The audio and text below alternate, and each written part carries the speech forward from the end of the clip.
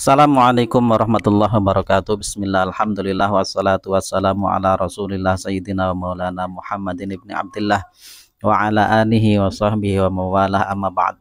Saudara-saudaraku sekalian rahimani wa iyyakumullah.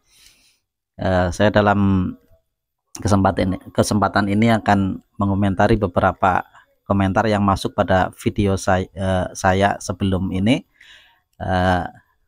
tentang penghentian nasab Ba'alawi. Saya itu kurang sependapat dengan yang dilakukan oleh Kiai Fakhrur, mohon maaf. Jadi di mana beliau dalam debat ini, beliau itu menginginkan agar Kiai Imad itu menghentikan penelitiannya, karena menurut saya kalau itu dilakukan, artinya Kiai Imad itu seandainya mau menghentikan penelitian tentang nasab Ba'alawi ini hanya karena atas perintah dari PBNU, maka akan muncul kesannya bahwa PBNU itu anti dengan penelitian, tidak menjunjung tinggi ilmiah. Itu kesannya. Sebenarnya saya mempunyai opsi lain. Kalau memang ini mau dihentikan dengan cara yang elegan, pasti manjur dan dijamin ampuh. Ada dua hal yang bisa dilakukan tanpa harus nyuruh yang pro dan pendukung Kiai Imaduddin Utsman Al-Bantani. Yang namanya dalam pertandingan, ya jangan mengandalkan lawan, harus kita sendiri introspeksi. Kalau memang kita kuat, pasti kita menang. Ada dua hal yang bisa dilakukan. Yang pertama, namanya suatu polemik itu berangkat dari berita.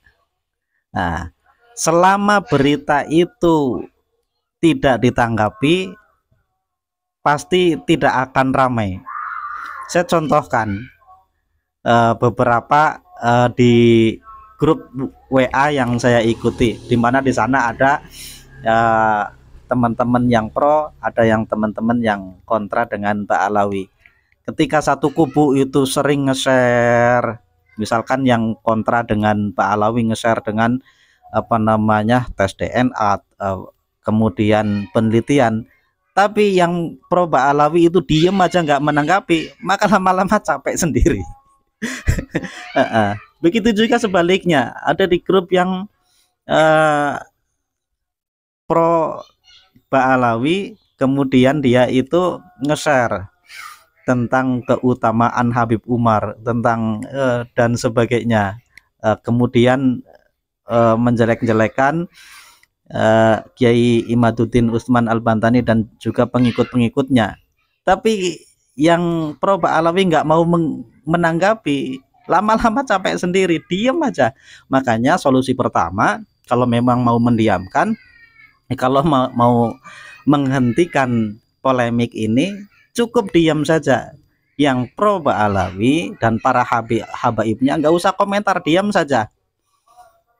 Nanti juga karena tidak ada lawan, ya mundur sendiri, diam sendiri, nantang tapi tidak ada yang nanggepin, nanti ya capek sendiri. Itu yang pertama. Terus yang kedua, bagi khususnya kaum Ba'alawi dan yang pro Ba'alawi, tunjukkanlah akhlak Rasulullah SAW. Ikuti akhlak Rasulullah. Dengan cara apa? Meneladani Rasulullah itu dengan mengikuti ajarannya. Di antara ajarannya fikih. Nah, selain akhlak itu ada fikih. Jadi tolok ukur kehidupan kita sebagai muslim, pengikut baginda Rasulullah SAW, adalah mengikuti ajaran fikihnya. Nah, jadi tolak ukurnya fikih. Jual beli, ya jangan sampai ada menjual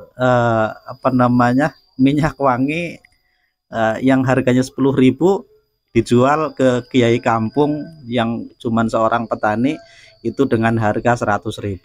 Itu kan nggak masuk akal. ya apa namanya, artinya jangan menjual berkah, jangan menjual nasab.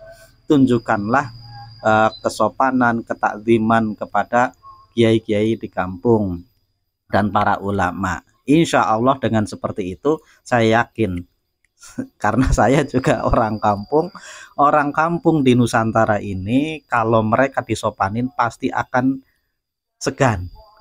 Kalau mereka apa namanya ditakzimi, akan kembali apa namanya mentakzimkan. Kalau mereka dibaikin, akan membalas kebaikan dengan berlipat-lipat ganda. Contohnya apa? Contohnya kita ngasih apa namanya satu toples makanan ke tetangga, pasti dia merasa berhutang budi, pengen balas. Seandainya punya pasti akan balas. Itulah karakter pribumi. Jadi mulai saat ini mulailah kembali kepada ajaran Rasulullah SAW, kembali kepada akhlak Rasulullah SAW, apa yang dicontohkan oleh baginda Rasulullah SAW, tegas dalam fikihnya dan anggun dalam akhlaknya. Insya Allah dengan dua hal itu polemik ini akan berhenti dengan sendirinya, tanpa harus nyuruh-nyuruh seperti apa yang dilakukan oleh Kiai Haji Fakhrur Razi. Nah, itu aja mungkin yang bisa saya sampaikan. Waalaikumsalam warahmatullahi wabarakatuh.